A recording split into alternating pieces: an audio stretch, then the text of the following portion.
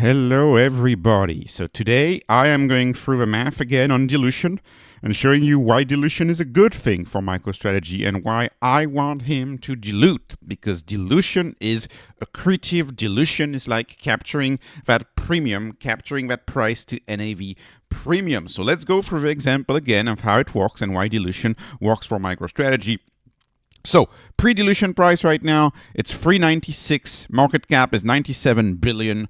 245 million shares outstanding. The price of Bitcoin is 104,000. There's 450,000 Bitcoin held right now by MicroStrategy, which is 0.0018 Bitcoin per share, and the BTC per share is at $191 worth of Bitcoin per $396 MicroStrategy share, which means that you're paying up for that Bitcoin. You're paying more than what it's worth. The price to NAV is at 2.08, which means that MicroStrategy is only composed about 48% Bitcoin. The rest is the premium, and that premium is important because if MicroStrategy was trading at a 1-to-1, if MicroStrategy was trading at a 1 price to NAV, then the dilution wouldn't work. It would just be neutral. There would be no accretiveness to the dilution. There would be no premium captured in the dilution. You want that price to NAV to be high, and the higher the better, and the higher the more the dilution works.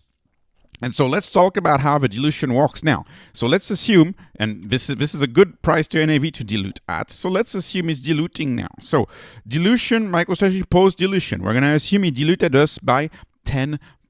So if he dilutes us by 10%, that means he's selling $9.77 billion worth of shares. The new market cap will be 107 billion. Okay, he sells more shares, 10% more shares, so about 24.7 billion worth of new shares.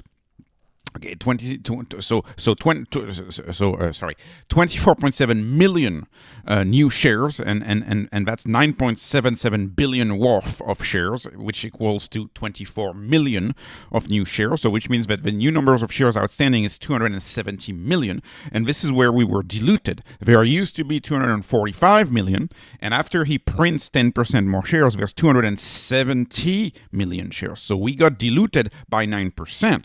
That's bad. But what is he going to do it with that 9.77 billion? He's buying Bitcoin with the whole 9.77 billion. And this is where a lot of people are getting wrong. A lot of people think he's just going to buy 48% of 9.77 billion worth of Bitcoin. No, he's not keeping that price to NAV when he goes out and buy the Bitcoin. He's capturing the full premium. He's turning the new shares sold 100% into Bitcoin. It's 100% turned into Bitcoin. It's not half turned into Bitcoin. And so that's why he goes out and he buys 93,000 Bitcoin at that price, which means that the total number of Bitcoin on the balance sheet would be now 543,000 Bitcoin, which is the Bitcoin bag would grow by 21%. That's good. So we're diluted on the one hand by 9%. But the Bitcoin held on the balance sheet is 21%. So let's look at what happens to the math in terms of Bitcoin per share. So we had 0.0018 Bitcoin per share. We now have 0.002 Bitcoin per share, which means that we've now turned the company Bitcoin per share at $209. We now have $209 worth of Bitcoin per share, and we only had 191. The BTC per share growth is 8.96. He grew the number of Bitcoin on the balance sheet by 9.87%. So it grew by 9.87%. So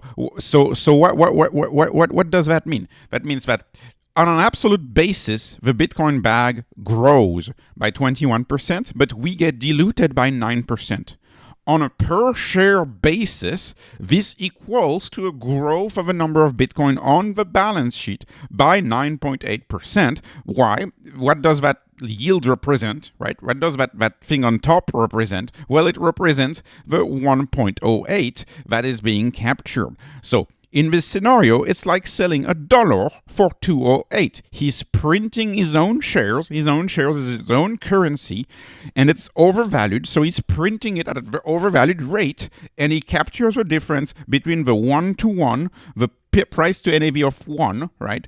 And the price to NAV of 2.08. So 2.08 minus 1, that's 1.08. He captures $1.08. And those dollars here that he captures, this $1.08, he just adds it on top of the balance sheet, and that's why it's accretive to us. And like I said, the problem that I think a lot of people make is saying, oh, well, the bag should grow by 10% because he diluted by 10%. But it doesn't work like that. The bag doesn't grow by 10%. The bag grows by the full dilution amount, and the dilution is twice as high as the diluted amount of shares. The money gotten on the balance sheet is twice as high as the dilution, if that makes some sense. And so he's able to dilute 10% but grow the bag by 20%, and that delta, that difference, is captured. And so I hope you can pause and go through it and understand why it's a good thing, why dilution is a good thing, and why people still don't get it, as evidenced by my last video that I made on this, right? People still don't get why this is accretive because we're not used to that. We're not used to someone diluting to buy the hardest asset out there.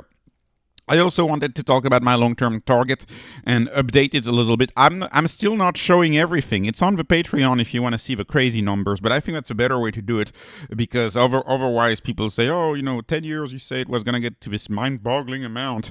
And it is. The numbers until year 2035 get nuts, but I'm just not going to show them for the sake of this video. I'm just going to show you for the next 5 years. So end of 2025, I'm using I'm doing the long price targets here. I'm using the Bitcoin price target of Michael Saylor, which is the Bitcoin 24 model. You can get it on GitHub, and he's saying Bitcoin is going to be in December 25 140,000, December 26 210,000, December 27 300,000, and so on. And on this one, I only put until 600,000 in December 2029. And this is a way to predict the price of MicroStrategy based on the yield. What's going to be the yield? A is the yield. And I'm assuming in my base case scenario that in 2025, the yield is going to be 20% over the year. The bull case scenario, 30%, I'm assuming, right? And so then that yield is going to drop over time. So it's going to be 20% in 19, 18, 17, 16. That's what I'm assuming, a drop in the yield. Same in the bull case. I'm assuming a drop in the yield because Bitcoin gets harder and harder to acquire over time. Remember, it's a limited supply. And so this is what would happen to the HODL bag with a 20% yield. We would get 540,000 Bitcoin with a 20% yield. Okay, that's my assumption right there. And the HODL bag would be 75 billion. Price to NAV 209, assuming that same one. The MicroStrategy price target 641, 460, 920 would be the price target at the end of the year 2025. In the bull case, 694, 498, and 997 in the bull case. And if I go until 2029, you can see the numbers get crazy: 5,000, 3,000, 7,000, 6,000. 4,000, 9,000 after 5 years.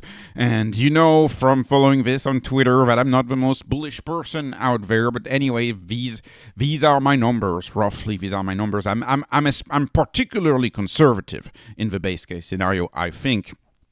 Anyways, over a 10-year period, the CAGR that I'm calculated is a 54%, 49%, 50. It's a CAGR, at the lowest in the 50-ish percent range is the CAGR that I'm calculating. Of course, this is no financial advice, no investment advice. This is just fun, just entertainment. But these numbers are crazy. In fact, the only numbers where I get numbers like that is a stock like a Tesla, for example, or stocks that are highly undervalued that I cover in the channel. So. Again, a long-term hold. Love the stock very, very much. And I'll conclude this video talking about, the elephant in the room, which is, did he actually hit the ATM on Friday? Because on Friday we had a major spike in Bitcoin price, if you remember. And I'm looking roughly from after hour to after hour. The Bitcoin price was up 7.3%. MicroStrategy was up 8%, 8.5% if you go until the after hour close price of 398 is for after hour close price. So MicroStrategy should have gone up much more than that. I mean, back of the napkin math, but it should have gone up closer to 15% or something like that. So my guess is that he did a lot of ATM on Friday, and it doesn't take a wizard to see that it should have gone up much more, especially with the options expiry. So he did ATM, and I think he did a lot of ATM. So I expect to buy over the weekend. Now all eyes are on Trump, and so I think he's likely going to buy before the inauguration. At least that would be my hope. And specifically, out of more than 1,000 or something executive orders that he's going to sign, a lot of people are saying, well, what's he going to do for Bitcoin? Because that's going to be a signal if he does things for Bitcoin.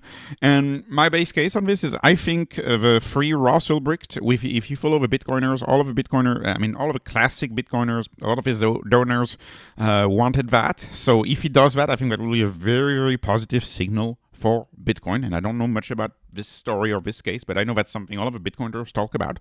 So if he does that, that will be a big bullish thing for Bitcoin. And then for the strategic Bitcoin reserve, the question is it going to do it is he going to do it on day one or in the first 100 days?